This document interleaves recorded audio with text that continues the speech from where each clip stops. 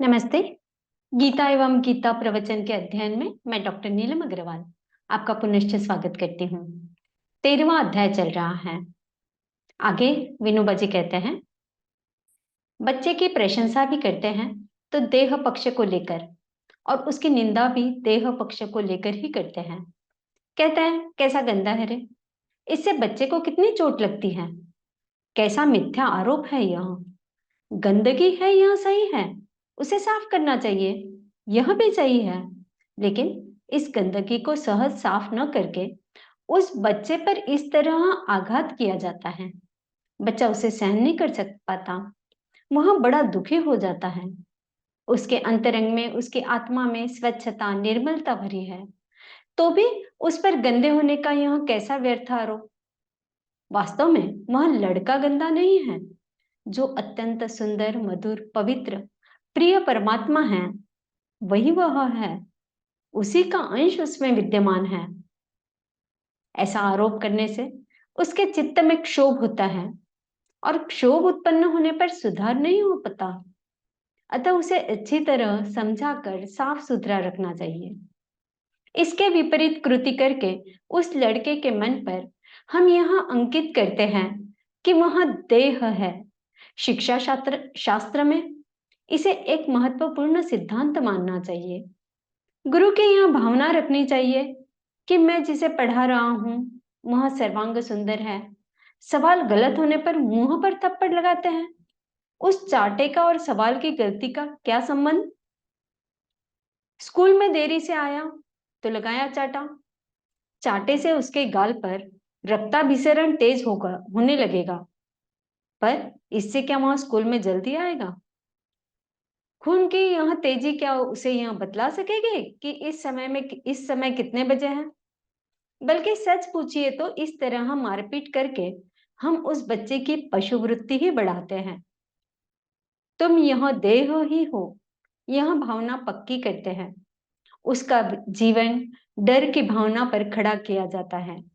यदि हमें सचमुच सुधार करना है तो वह इस तरह जबरदस्ती करके देहासक्ति बढ़ाने से कभी नहीं हो सकता। जब मैं यह समझ लूंगा कि मैं देह से भिन्न हूं, तभी मैं सुधार कर पाऊंगा। देह में अथवा मन में रहने वाले किसी दोष का ज्ञान होना बुरा नहीं है। इससे उस दोष को दूर करने में सहायता मिलती है। परंतु हमें यह बात साफ तौर से मालूम रहनी चाहिए कि मैं देह नहीं हूं। मैं जो हूं, इस देह से सर्वथा भिन्न, पृथक, अत्यंत सुंदर, उज्जवल, पवित्र, निर्दोष हूं। अपने दोषों को दूर करने के लिए जो आत्म परीक्षण करता है, वहां भी तो अपने देह से खुद को पृथक करके ही ऐसा करता है। अतः जब कोई उसे उसका दोष दिखाता है तो उसे गुस्सा नहीं आता, बल्कि इस शरीर रूपी, इस मनोरूपी यंत्र में क्या दोष है, इसका विचार करके वह अपना दोष दूर करता है। इसके विपरीत जो देह को अपने से पृथक नहीं मानता, वह सुधार कर ही नहीं सकता। यह देह, यह पिंड, यह मिट्टी का पुतला, यही मैं, ऐसा जो मानता है, वह अपना सुधार कैसे करेगा। सुधार तभी हो सकेगा जब वह यह हम मानेंगे कि यह देह साधन रूप में मुझे मिली है। चरखे में यदि किसी ने कोई कमी या दोष दिखाया तो क्या मुझे गुस्सा आता है। बल्कि कोई दोष होता है तो मैं उसे दूर करता हूं। ऐसी ही बात देह की है। जैसी खेती के औजार, वैसी ही यह देह है।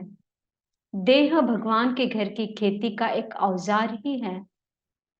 यह औजार यदि खराब हो जाए तो उसे अवश्य सुधारना चाहिए। यह देह एक साधन के रूप में प्रस्तुत है। अतः हमें देह से अपने को अलग रखकर दोषों से मुक्त होने का प्रयत्न करना चाहिए। इस देह रूपी साधन से मैं पृथक हूं, मैं स्वामी हूं, मालिक हूं। इस देह से काम करने वाला, इससे उत्कृष्ट सेवा लेने वाला मैं हूं। बचपन से ही इस प्रकार देह से अलग होने की वृत्ति सिखानी चाहिए। आइए कुछ श्लोक पढ़ते हैं। 13वां अध्याय से छठा श्लोक चल रहा है। महाभूतान्यहंकारो बुद्धिर्व्यक्तमेव च इन्द्रियाणि दशकं च पञ्चचेन्द्रियगोचराः इच्छा द्वेष सुखं दुःखं संघातश्चेतना धृति एतत् क्षेत्रं समासेन सविकारमुदाहृतम्।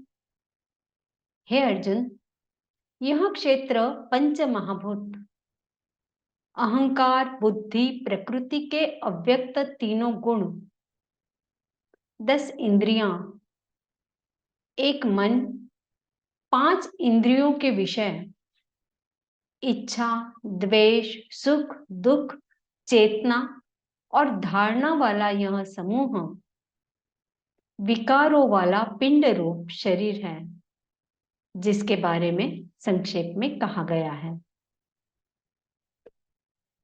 श्री कृष्ण अर्पणम।